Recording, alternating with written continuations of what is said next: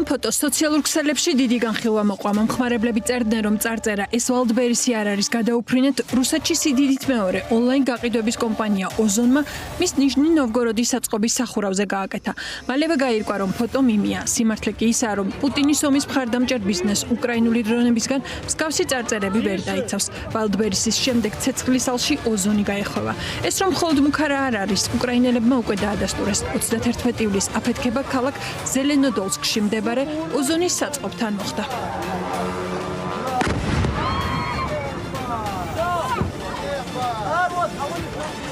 უფრო ზუსტი იყო დარტყმა ვალდბერისის საწყობზე, როგორც ბევრ სხვა ქალაქში ზელენოდოლსკშიც ოზონის და ვალდბერისის საწყობები ერთმანეთის გვერდით მდებარეობს.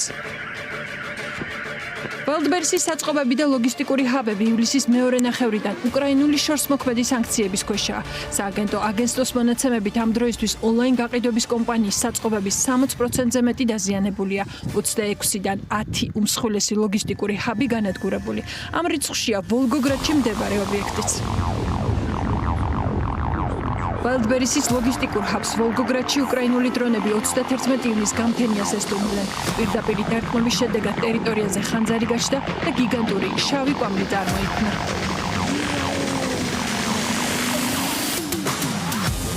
Смотри, этот дым оттуда идет аж туда. Представляешь, Вот так это выглядит. Дальше не пускают там оцепление. ეს იყო 44,000 კვადრატული მეტრის ფართობის მქონე უზარმაზარი კომპლექსი. ის ემსახურებოდა არა მხოლოდ ვოლგოგრადს, арамет წარმოადგენდა მთავარ სადისტრიბუციო ჰაბს სამხრეთ რუსეთისთვის. Как я понимаю, вот эта вот футболочка, где? Вот эта футболка мне уже больше. Ёбаный рот, це пиздец, это движуха нахуй. უკვე ყველა რუსმა იცის ვინაა ამ დვიჟუხის მთავარი შემოქმედი. შესაბამისად სამადლობელ ვიდეოებსაც პუტინისთვის წერენ. Движуха, вот это вот движуха. Путин, спасибо тебе большое, Владимир Владимирович, красавчик. Боже, просто. Прекрасно. Спас Россию. ситуация страшная. Я бы над Волгоградом. 5 утра. Валдберис горит. Все живы были на леди Грей. Я сейчас просто оглянулась, на крыше стою. Смотрю. Мероприятие. Дым прям тоже масштабный. მეორე მასშტაბური კვამლი ვოლგოგრადის ნავთობგადამამუშავებელ ქარხანაზე იყო. ასევე 31 ივლისს უკრაინულმა დრონებმა იერიში ლუკოილის მნიშვნელოვან ობიექტზეც მიიტანეს. ეს არის რუსეთის ევროპულ ნაწილში ერთ-ერთი უმსხვილესი ნავთობგადამამუშავებელი ქარხანა.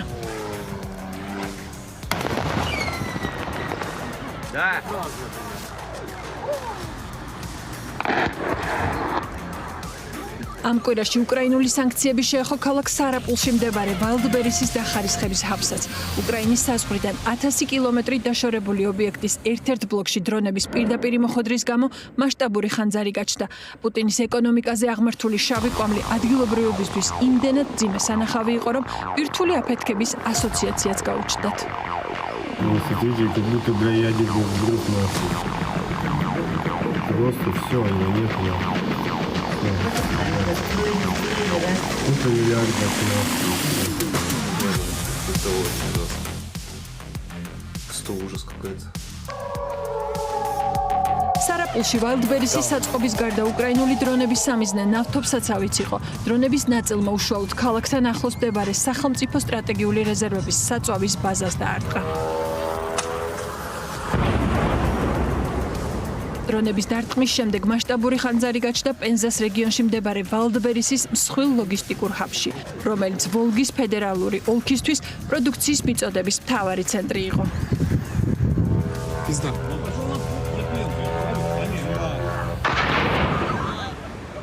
ამ კვირაში დრონების მასშტაბური შეტევა განხორციელდა რიაზანში მდებარე ვალდბერისის ლოგისტიკურ ჰაბზე. Мои ворота горят, блядь. Привезли поставку, отгружать ее уже некуда. Написала в техподдержку, а техподдержка мне говорит, вы должны отгрузиться, иначе вы получите штраф. Куда я должна ее грузить? Закидывать прям в пекло? У меня вопрос. უკრაინული დრონების სტუმრობის შემდეგ Wildberries-ის საწყობები იმდენად ლამაზად იწვის, რომ რუსეთში ახალი ტრენდი დამკვიდრდა. გადაიღე ვიდეო, ვიდრე ჩააქრობენ. სოციალურ ქსელებში ასეთი უკვე არაერთი რგოლი ვრცელდება. აპოლიტიკურ რუსებს, რომლებსაც მანამდე ომი არ აწუხებდათ, ახლა ვულკანივით ამოფრქვეული შავი კვამლის წინ პოზირება მოსწონთ. 5 утра. Валберис горит.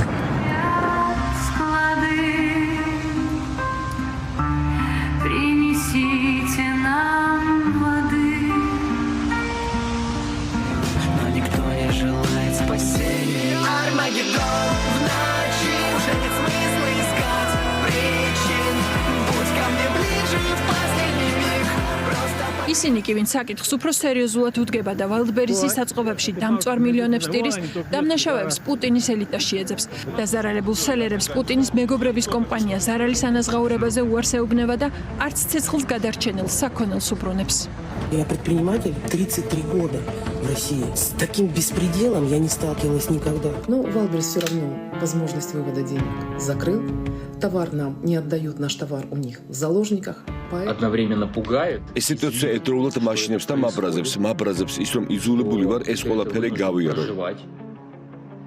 რომ ამას აქვს თავისი მიზეზები და რომ თელ კოლაფსზე პასუხისმგებელი პირები За весь этот коллапс. ამას ნაკლებად გრძნობენ საკუთარ თავზე და ყველაფერს ჩვენ რიგით მოკვლევებს გვიტოვებენ. Оставляет нам простым смертным. უკრაინული დრონების ინტენსიური თავდასხმების ფონზე კომპანია Wildberries-ი თავად ეძებს ბიზნესის გადარჩენის გზებს. რუსული სააგენტოების ინფორმაციით კომპანიამ თავისი სასაწყობე სიმძლავრეების აქტიური ევაკუაცია დაიწყო, რისთვისაც ახალი სტრატეგიული ჰაბების მშენებლობა ყაზახეთსა და ცენტრალური აზიის სხვა უსაფრთხო რეგიონებში სურს. ასევე ვინაიდან კიევმა Wildberries-ი ოფიციალურად გამოაცხადა სამხედრო სამიზნედ ორმაგი დანიშნულების ტვირთების გაყიდვის და გადაზიდვის გამო, კომპანიამ საძიებო სისტემიდან სრულად გააქრო სამხედრო აღჭურვილობა, დრონები და მათი კომპონენტები. საწყობების თითქმის ნახევრის განადგურების შემდეგ Wildberries-ი იმიჯის გამოსწორებას და იმის ჩვენებას ცდილობს, რომ მხოლოდ სამოქალაქო სექტორს ემსახურება. ამას რუსების გარკვეული ნაწილი იჯერებს და ისევ სვავს კითხვას, რატომ Wildberries-ი? ასეთებისთვის პასუხი მათივე თანამემამულეებს აქვთ. პუტინის პროპაგანდის მსხვერპლთათვის თვალის სახელის ოპერაციაში განსაკუთრებით ის რუსები აქტიურობენ, რომლებიც ბუნკერის დიქტატორის პოლიტიკის გამო ქვეყნიდან წასულები არიან. Wildberries это не просто интернет-магазин. Wildberries მხოლოდ ინტერნეტ მაღაზია არ არის, ამით ყველა ზემოთ ყოფები ივსებენ ჯიბეებს. ანტონ ვაინო პრეზიდენტის ადმინისტრაციის უფროსი, ალექსეი გრომოვის, სულეიმან კირიმოვი. ამ გაზაფხულზე ამ ადამიანებთან დაკავშირებულ კომპანიამ Novaya Start-მა დაიწყო სარაკეტო კოსმოსური ქარხნების ჩამორთმევა, რათა ისინი საწყობებად გადაექცეთ. აი თქვენი პასუხი რატომ Wildberries? Целью атак является Wildberries. У вас сгорели тряпки, шмотки на складе Wildberries сгорели. Wildberries-ში ტილოები და ტანსაცმელი დაგეწვათ და ეგრევე დაიწყეთ მოთქმა, რა საშინელება, რა კოშმარია. უკაცრავად, ეს ხომ თქვენი ომი არ იყო და თქვენი შვილები არ იხოცებოდნენ. თქვენი მხოლოდ ბიზნესი, თქვენი საწყობები და თქვენი ცრემლებია. რაშისტების ორმაგი სტანდარტი, კომფორტული დუმილი. გინდათ თანაგრძნობა, მაშინ მინიმუმ იმით დაიწყეთ და თქვით, რომ ჩემი ქვეყანა თავს დაესხა უკრაინას და ეს დანაშაულია და ეს უნდა დამთავრდეს. ვიდრე ამას არ იტყვით, ჩვენ თქვენი ძონძები არ გვადარდებს. ძალიან დავდობ უკრაინელ ბავშვებზე გრეულ ოჯახებზე, ქალაქებზე, წართმეულ სიცოცხლეზე. ეს ნამდვილად მძიმეა. აი, თქვენი ძონძები კი ცეცხლსაც წაუღია. ორჯერ ორის მიმატება შეგეძლიათ თუ ვერა? რა გეგონათ რომ ეს თქვენ არ შეგეხებოდათ? ის რომ მეზობელ ქვეყანას ანადგურებენ, ბავშვები იღუპებენ, უბრალოდ ხალხს ვითომ ათავისუფლებენ თავიანთი ნორმალური ცხოვრებისგან, უკვე მეხუთე წელია ეს თქვენთვის ნორმალურია? ეს როგორ? ხოლო როგორც კი თქვენი ძონძებით სავსე საწყობები იწვის, მაშინვე ატირდით, ეს რატომ მოხდა? აი ესე ომი მოვიდა თქვენთან, ვინც ის დაიწყო, მთავარი მტერი კრემლში ზის. თქვენ გააგრძელეთ პოლიტიკის გარეთ დარჩენა, ჩათვალეთ რომ ეს არ შეგეხებოდათ. თქვენი სახლი განზია, თქვენ პატარა ადამიანები ხართ, არ გინდათ ტვინის ჩართვა? ნუ გეთაყვა, შემდეგი უარესი იქნება. Дальше хуже. კი, თუ პუტინს ომზე უარს არ ათქმევინებენ, რუსებისთვის ცხოვრება კიდევ უფრო გართულდება. საწოვისა და ლოგისტიკურ კოლაფსს საბანკო კრიზისი დაემატება, რაც რუსეთის ეკონომიკას საბოლოოდ ჩამოშლის. უკრაინელებს არასდროს დაუმალავთ, რომ Wildberries-ი მათთვის მხოლოდ საცვლების და სხვა პროდუქციის საწყობი არ არის. ისინი ახლა ღიად ამბობენ, რომ Wildberries-ზე დარტყმით რუსული საბანკო გიგანტების დაზიანების იმედი აქვთ. Wildberries – это 6,2 триллиона федеральных рублей оборота. Wildberries-ის ბრუნვა 6.2 ტრილიონი ფედერალური რუბლია. ეს არის 4 ძირითადი ბანკი, რომლებიც ამ სისტემაში არიან ინტეგრირებულები.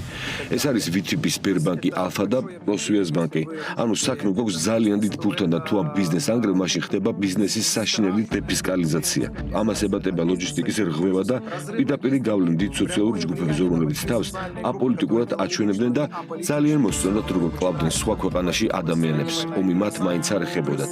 Wildberries-ის გარდა აქ კიდევ არის სხვა მსგავსი კომპანიები Yandex-ი და Ozon. და რაც მთავარია, არ უნდა დაგვაუწყდეს დიდი რაოდენობის ბანკების ინტეგრაცია, რომლებიც ამ ყველაფრიდან ფულს გამოიმუშავებდნენ. ასევე მნიშვნელოვანია, რომ Wildberries-ის ქსელის არაფორმალურ მფლობელებს შორის არის ორი საინტერესო სუბიექტი. ერიმოს ვანიოს და გრომოვს გულისხმობ. ერთი არის რუსეთის პრეზიდენტის ადმინისტრაციის უფროსი, მეორე მოადგილე და შესაბამისად ეს საბოლოოდ ნიშნავს პუტინის გარშემო არსებული გავლენის ყველა მდგომის პირად შემოსავლის წყაროების განადგურებას. Колец влияния вокруг Путина. Wildberries это самый крупный заемщик в России. Wildberries არის ყველაზე მსხვილი სესხებელი რუსეთში და ჩვენ თუ მას დავანგრევთ, ეს აუცილებლად გამოიწვევს უამრავი ბანკების ჩამოშლას. სუმცირე VTB მთელი თავისი გათვლა გააკეთა Wildberries-ზე, მას ეგონა, რომ ონლაინ პლატფორმის მომხმარებელთა 60 მილიონიანი ბაზა მისი ავტომატური კლიენტი გახდებოდა. VTB-ს ისედაც არ ჰქონდა საქმე კარგად და ახლა ტრილიონობით რუბლის კრედიტები შერჩა დაკარგული. ამან შეიძლება რუსეთში სიდიდით მეორე ბანკი დაანგრიოს. გარდა ამისა, ეს არის დამკვიდრებული ცხოვრების წესის დარღვევა, ასევე ათიათასობით ბიზნესის ჩამოშლა, რომლებიც თავიანთ გადასახადებით ინახავენ არმიას, იმ შეშლილ ადამიანს და ხელს უწყობენ რუსეთის იმპერიულ ამბიციებს. ამიტომ ეს ძალიან მნიშვნელოვანი და საჭირო ღონისძიებაა. ამ მნიშვნელოვან ღონისძიებებს უკრაინა გააგრძელებს. ისეთი ტემპი აქვთ აღებული, გაჩერება შეუძლებელიცაა. მიუხედავად იმისა, რომ პრეზიდენტ ზელენსკის დამტკიცებული 40 დღიანი ოპერაცია დასასრულს უახლოვდება. პუტინის რძულება, რომ მშვიდობა აირჩიოს, ჯერ ვერ მოხდა, თუმცა უკრაინელების პირობა შესრულდა. ომი იქ დაბრუნდა, ვინც დაიწყო. Товарищ Верховный Главнокомандующий вооруженными силами Республики. ბუნკერის დიქტატორი უკრაინული დრონებით და რაკეტებით შეცვლილ მოცემულობას არ იღებს. წარმოსახვით რუსეთში ცხოვრობს, სადაც სამხედრო ოპერაცია გეგმის მიხედვით მიდის, სადაც მის საოკუპაციო ჯარს ფრონტზე პრობლემები არ აქვს და ქვეყნის ეკონომიკაც პრობლემების მიუხედავად ძლიერია. ბუნკერის დიქტატორის წარმოსახვაში მოსახლეობა ომით ბედნიერია. რამდენჯერმე გასაოცარი სიტყვები მოვისმინე სამხედრო ოპერაცია რომ დამთავრდება, რა უნდა გააკეთონ. იმდენად გაერთიან და იმდენად ჩაერთიან რუსეთთვის ამ უდიდეს საქმეში. ბუნკერის დიქტატორის ამ ზღაპარს რუსები ასეთი ვიდეოებით პასუხობენ.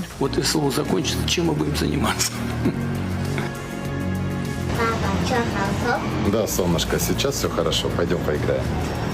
Вот и слово закончится, чем мы будем заниматься? Чем мы будем заниматься?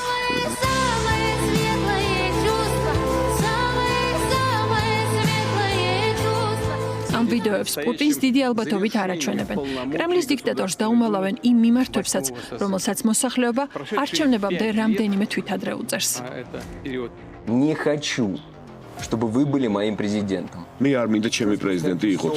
დაითხოვეთ მთელი მთავრობა. მე არ მინდა თქვენ ტელევიზორში გიყუროთ. მე მინდა ჩემს სიმღერებს უსუნო. მე არ მინდა კონტაქტის სარგებლობდე. მე ინსტაგრამი მინდა, იმიტომ რომ უკეთესია. დიახ, მე ზუმერი ვარ. იშვიათად დავდიოდი არჩევნებზე. პოლიტიკით საერთოდ არ მინტერესდებოდი, მაგრამ 2014 წელს გავხდი, პირველად გავიგე, რომ ჩემი ინგლისურის მასწავლებელი საკუთარ უახლოეს მეგობარს ყირიმის გამო ეჩხობა. მე არ ვთვლი, რომ ყირიმი ჩვენია და ეს რაღაც დიდებული ფრაზა არ არის. არც ერთი ჩემი თანატოლი არ ფიქრობს ასე. თუ ოდესღაც ვინმე ფიქრობდა, ახლა აღარავინ. მთელი ჩემი ინსტაგრამი, ყველა ჩემი ნაცნობი ამ ფოტოდან მიდის და შოქში ან ამაზე საერთოდ არ საუბრობს. მე არ ვიცი სად არის ის ადამიანი, ვისაც თქვენ როგორც პრეზიდენტი უყურხართ და ატის გცემენ. თქვენ არ ხართ ჩემი პრეზიდენტი. Знаю, где находятся эти люди, которые любят вас как президента и уважают. Вы не мой президент. ჯერჯერობით უცნობია კრემლამდე ჩააღწია თუ არა ცნობა იმის შესახებ, რომ ტიუმენში 90-იანები დაბრუნდა. სოცქსელებში აქტიურად ვრცელდება ვიდეოები, როგორ ელოდება მოსახლეობა წყალმზიდებს სასველი წყლის მოსამარაგებლად. ხალხი წერს, რომ კვირები აუნკაინიდან წყალს დასაბანათაც ვერ იყენებენ, რადგან მას ძაფრი კანალიზაციის სუნი მოყვება. Такое ощущение, ребята, что все правительство и начальство многих организаций Тюмени и Тюменской области так обосралось, особенно накануне Дня города, что как раз их говнищем сейчас и пахнет по всей Тюмени. ამასობაში კი უკრაინის შეიარაღებული ძალები მტრის განადგურების ახალ რეკორდებს ამყარებს. რამდენიმე დღის წინ ლაზარ ჯგუფმა გაავრცელა ვიდეო, რომლის ანოტაციაში წერია, რომ მათ რუსული სადაზვერვო დრონი 6400 მეტრ სიმაღლეზე გაანადგურეს. Ходіть, вам щось покажу. Скучили? უპილოტო ძალების მეთაურმა რობერტ ბროვდიმ კი საზოგადოებას ოკუპირებული დონეცკი აჩვენა და რუსებს კიდევ ერთხელ უთხრა, რომ მისი ჩიტები მათ ყველა გადაადგილებას აკონტროლებენ. Але загарбник мусить пам'ятати, що ми дуже близько. І бачимо, як не все то практично. Все. რაც შეეხება პოლიტიკურ ხელმძღვანელობას, პრეზიდენტ ზელენსკის ამ კვირაში მნიშვნელოვანი ვიზიტი ჰქონდა ამერიკაში. ის შეხვდა პრეზიდენტ ტრამპს და ანტიბალისტიკური რაკეტების მიწოდებას თხოვა. თავდაპირველად ითქვა, რომ ამერიკის პრეზიდენტი ამ საკითხზე იმსჯელებდა, თუმცა კვირის ბოლოს გაირკვა, რომ გადაწყვეტილება ჯერ მიღებული არ არის. კემპ დევიდის რეზიდენციაში მთავრობის წევრებთან შეხვედრის შემდეგ შეერთებული შტატების პრეზიდენტმა აღნიშნა, რომ ამერიკას მსოფლიოში ყველაზე ძლიერი იარაღი აქვს. ამიტომ გონივრულად უნდა მოიქცეს, როდესაც საქმე სხვა ქვეყნისთვის იარაღის წარმოებაზე ნებართვის გაცემას ეხება. მანამდე პრეზიდენტმა ტრამპმა უპასუხა ჟურნალისტების შეკითხვას, იყენებს თუ არა ირანი რუსულ სადაზვერვო ცნობებს ამერიკულ ბაზებზე თავდასხმისთვის.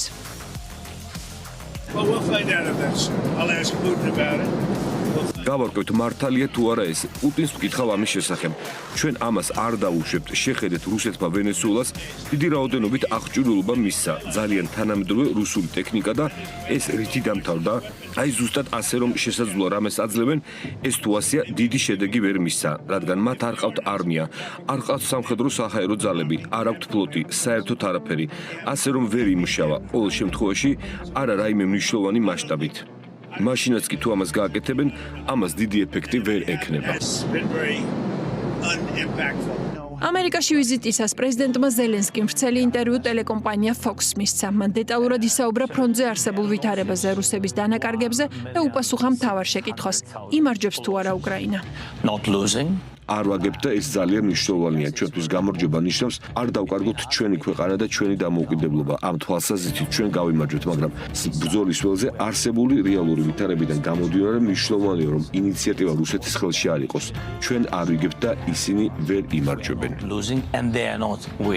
ამ ეტაპზე ეს მოცემულობა მისაღებია, თუმცა უკრაინა გამარჯვებისთვის იბრძვის, რისთვისაც პარტნიორების დახმარება სჭირდება. მოახლოებული ზამთრის წინ უკრაინის მთავარი საზრუნავი ბევრი თავდაცვითი და შეტევითი იარაღია, რომ დაიცვან საკუთარი ენერგოსისტემა და გასული ზამთრის მსგავსად უკრაინელებს შეზღუდვებში და სიცივეში ცხოვრება არ მოუწიოთ.